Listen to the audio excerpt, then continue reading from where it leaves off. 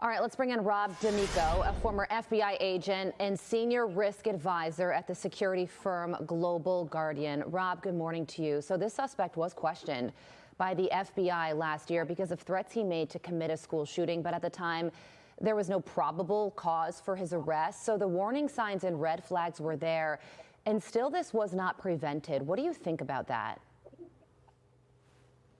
Well, there's only so much you can do when you get those warnings. They come in, they figured out who they were, and it went to Jackson County, actually, which is a county just northeast of where the school shooting was. The local officers went out, interviewed the father, interviewed the son. He denied making those online threats. The father said that the son did not have unfettered access to the weapons. They did what they could, and then they left because there was no probable cause to take other action. And that happens actually a lot around the country all the time, and they don't result in school shootings later on. But this one actually did, and they'll have to go back to make sure that everything was done properly. But sometimes you just don't have that. It was a lead, and I don't even know if the warning followed from county to county. Sometimes they don't. Okay, but going forward, should we have a new standard in our country? A one strike and you're out. If you make a threat to shoot up a school, you're out of school.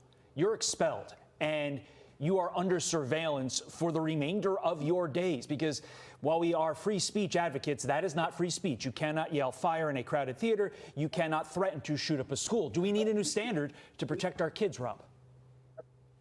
I think they have to look at the evidence. If they had strict evidence that he in fact did those threats, and I think absolutely you have to have something like that, what you talked about.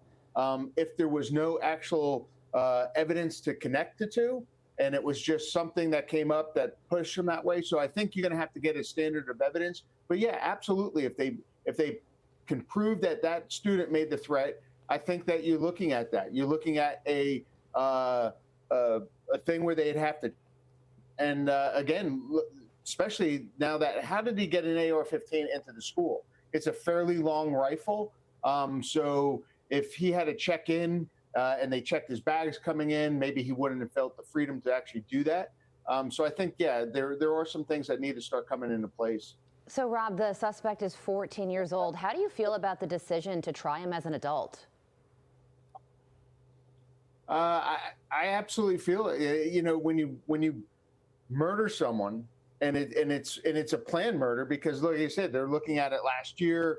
He actually, carried it out a year and a half later. So I think it's premeditated, and I have no issues with the 14-year-old being tried as an adult in this case. Rob D'Amico, thank you for your time this morning.